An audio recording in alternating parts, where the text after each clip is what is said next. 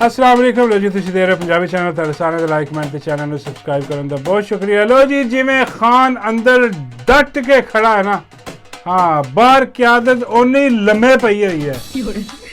बिल्कुल फारिग होई हुई है। हाँ जी अज तोपां दे रुख जिहड़े ना इहनां नाल करन दिल करदा क्योंकि जो बयानिया खान बनाया खान ने इलैक्शन ते जित्तिया खान ने, और खान अज भी अपने उस बयानिया ते डट के खड़ा है। हाँ ना कोई ढिल दे रहा है ना कोई डील कर रहा है, लेकिन बाहर वाले दगड़ दले जिन्ने बुजदिल क्यादत ने, हाँ जी ये सारे है ना गुफ्तार दे गाजी। हाँ इन्हों को जिन्नियां मर्जी तकरीरां करवा लो, इन्हों को बयान दिलवा लो जज्बाती करवा के इन्हों को। हाँ लेकिन जो बयानिया खान का जोड़ा वो इन्हों के कंधियां ते उहदा बोझ आंदा ते बहंदे ही नहीं है, लम्मे पै जांदे ने भी पुट्ठे होके। हाँ जी ये संभाल नहीं सकते खान के बयानिए नूं, ये बैक ट्रैक करते हैं। हाँ जी इन्होंने ये जांच छुड़ा रहे हैं कि जी ये सोशल मीडिया जरा ना जी PTI का, हाँ जी ये ऑफिशियल है, सानू नहीं पता कौन ने है। हाँ ये पता नहीं किहड़े युद्धी एजेंट ने कोई यार कोई खुदा का खौफ करो, इन्ना डर गए। यही सोशल मीडिया जिन्हें तुहानू इलैक्शन जितवाए, जिन्हें खान का बयानिया हर तरफ फैलाया, और खान का अज भी अंदरों बयान आ रहा है कि सोशल मीडिया मेरी ताकत है। लेकिन ए दगड़ दलियां देखो मुख्तलिफ प्रोग्रामां च बह के जिहड़े ना वो जान छुड़ा रहे हैं कि जी सानू की पता इन्हें की ट्वीट की। ओ मरो खड़े हो, ये पोलियो तो निकली सारी क्यादत बह ही गई है, फारे की हो गए ने। हाँ हालांकि इन्होंने तो ज़्यादा हौसले ना खड़ा होना चाहिए सी, और इन्होंने कहो ना कि यार एहतजाज करो। हाँ खान ने एहतजाज के बगैर बाहर नहीं आना, ये होर लम्बे पै जाते हैं। हाँ कहते करांगे करांगे, हाँ जी केपी च करांगे। ओ मरो केपी तुहानू डंडे थोड़ी पैने ने। हाँ इत्थे सोटे खा पंजाब उत्थे नहीं करना, कराची करांगे, इधर करांगे, उधर करांगे, पंजाब च नहीं जाना। क्यों क्योंकि पंजाब दे विच महारानी बैठी है। हाँ वो स्पैशल टास्क जिहड़ा ना उन्हें मिलिया वो गुरुआं वालों कि जो उन्होंने इत्थे गंद मारना, खुली हुकूमत कर रही हो, उन्होंने कोई चैलेंज करने वाला है नहीं। तो हाँ जी एहतजाज भी है करते कोई नहीं उत्थे। तो जो इन्होंने कहा जाए, हालांकि देखो यार तुसी कि खान ते किन्नी उन्होंने जिंदगी तंग की पई, किन्ने जुल्म हो रहे हैं यार उहदे ते। जिहड़ा आम एक कैदी का राइट हुंदा वो भी उन्होंने नहीं दिता जा रहा। हाँ वो भी डिनाई किया गया, अंदर उन्होंने काल कोठरी च रखिया, मौत की चक्की च रखिया, तो ना किसी ने मिलन दे रहे, ना कोई फैसिलिटी है, कुछ भी नहीं। जरा ना जुल्म उहदे ते कर रहे हैं। लेकिन ए बेगैरत होए ने, सारी क्यादत सारी दी सारी क्यादत बिल्कुल लंबी पई है, बिल्कुल फारिग हुई हुई है। हालांकि इन्होंने तो चाहिए सी हुण तक ते बड़ा वड्डा एहतजाज लीड करते हैं, बड़ा वड्डा धरना दे देंगे अडयाला जेल के बाहर कि खान नूं सारियां फैसिलिटियां दो, सानू चेक कराओ कि खान किवें रह रहा अंदर। हाँ लेकिन नहीं, बगैरती है इन्हां को। वो देख अली मोहम्मद खान देख लो किड्डा वड्डा गुफ्तार दा गजी। हाँ लेकिन अली मोहम्मद साहब हुण खड़े होने का टाइम आया है, छड्ड दिओ अपनियां गिरफ्तारियां, खड़े हो खान के बयानिए दे नाल, जान ना छुड़ाओ। हाँ तुसीं जिन्ना लम्बे पाओगे वो उन्ने बुलडोजर चढ़ाणगे तुहाडे। हाँ जी मसा खान ने जरा ना वो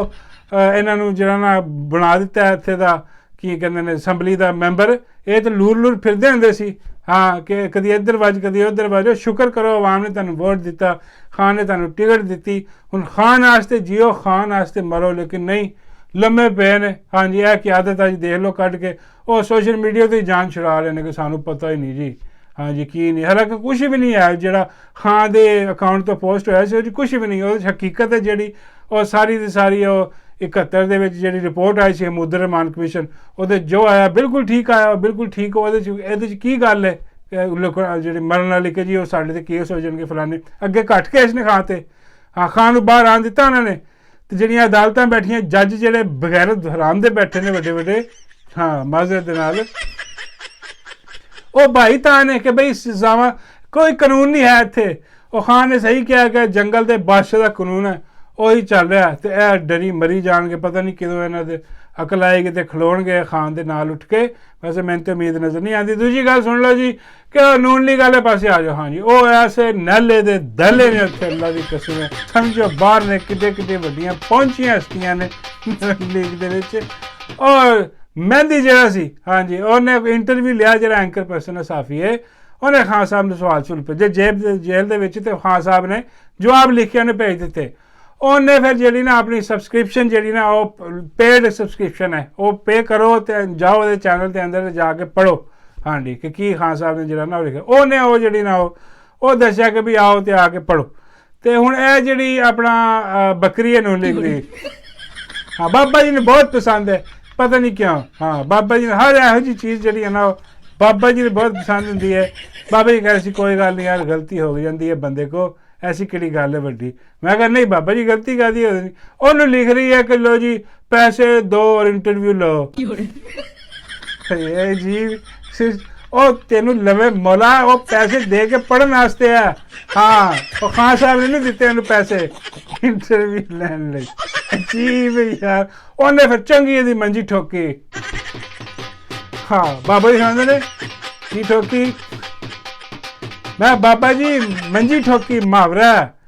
ਬਾਬੇ ਕਹਿੰਦੇ ਯਾਰ ਇਹੋ ਜਿਹੇ ਮੁਹਾਵਰੇ ਨਾ ਯੂਜ਼ ਕਰਿਆ ਕਰ ਮੈਂ ਕਿਹਾ ਬਾਬਾ ਜੀ ਉਹ ਕਿਉਂ ਬਾਬੇ ਕਹਿੰਦੇ ਯਾਰ ਮੈਨੂੰ ਫਿਰ ਡੱਡੂ ਯਾਦ ਆ ਜਾਂਦਾ ਨਹੀਂ ਯਾਰ ਅੱਲਾ ਮਾਫ ਕਰੇ ਬਾਬਾ ਜੀ ਤੁਸੀਂ ਕਿਹੜੀ ਸੋਚਦੇ ਹੋ ਕੀ ਸੋਚਦੇ ਪਏ ਯਾਰ ਇਹ ਜੀ ਸੋਚਾਂ ਬਾਬਾ ਹੁੰਦਾ ਨਹੀਂ ਮੈਂ ਮੁਹਾਵਰੇ ਦੀ ਗੱਲ ਕਰ ਰਿਹਾ ਮੈਂ ਕਿਹਾ ਮੈਂ ਵੀ ਮੁਹਾਵਰੇ ਦੀ ਗੱਲ ਕਰ ਰਿਹਾ ਹਾਂਜੀ ਇਹਨੂੰ ਤੁਸੀਂ ਫੈਸ਼ਨ ਕਰਾ ਲਓ ਬੱਕਰੀ ਨੂੰ ਹਾਂ ਰੰਗ ਬਰੰਗੇ ਇਹਨੂੰ ਕੱਪੜੇ ਪਵਾ ਲਓ ਹਾਂ ਰੰਗ ਬਰੰਗੀਆਂ ਇਹਨੂੰ ਕਿੱਟਾਂ ਫਿੱਟ ਕਰਾ ਦਿਓ ਹਾਂ ਤੇ ਇਹਨੂੰ ਕੈਮਰੇ ਹਵਾ 'ਚ ਉਡਵਾ ਦਿਓ ਹਾਂ ਇਹਦੀ ਆਪਣੀ ਇੱਕ ਦੁਨੀਆ ਹਾਂ ਇਹ ਸਭ ਤੋਂ ਅਲੱਗ ਦੁਨੀਆ ਇਹਨੇ ਆਪਣੇ ਕੈਮਰਾਮੈਨ ਰੱਖੇ ਨੇ ਅੱਗੋਂ ਪਿੱਛੇ ਜਿਹੜਾ ਕੈਮਰਾ ਮਾਰਦਾ ਹਾਂ ਤੇ ਇੱਕ ਇਹਨੇ ਉੱਤੇ ਹਵਾ 'ਚ ਵੀ ਉਡਣ ਵਾਲਾ ਕੈਮਰਾ ਰੱਖਿਆ ਹੈ ਡਰੋਨ ਹਾਂ ਉਹ ਡਰੋਨ ਵੀ ਆ ਕੇ ਜਿਹੜਾ ਨਾ ਕਲੋਜ਼ਅਪ ਮਾਰ ਕੇ ਦੀਆਂ ਲੈਂਦਾ ਤੇ ਹੋਰ ਪਤਾ ਨਹੀਂ ਕੀ ਲੈਂਦਾ ਸ਼ਾਟ ਕਿੱਥੇ ਸ਼ਾਟ ਜਿਹੜੇ ਨੇ ਨਾ ਉਹਦੇ ਆਪਣਾ ਕੈਮਰਾ ਲੈਂਦਾ ਲੈ ਉਹ ਸੋਸ਼ਲ ਮੀਡੀਆ ਤੇ ਕਰਵਾ ਲਵੋ ਇਹ ਜੀ ਕੁੱਲ ਕਾਇਨਾਤ ਹੈ ਵਿਚਾਰੀ ਦੇ ਹਾਲਾਂਕਿ ਮੈਨੂੰ ਵੀ ਇਹਦੇ ਤੇ ਤਰਸ ਆਉਂਦਾ ਹਾਂ ਬਸ ਅੱਛੀ ਦਿਲ ਦੀ ਅੱਛੀ ਹੈ ਹਾਂ ਇਹਨਾਂ ਬਾਤ ਇੰਨੀ ਬੁਰੀ ਨਹੀਂ ਹੈਗੀ ਹਾਂ ਥੋੜੀ ਜਿਹੀ ਚੱਲੀ ਹੈ ਵਿਚਾਰੀ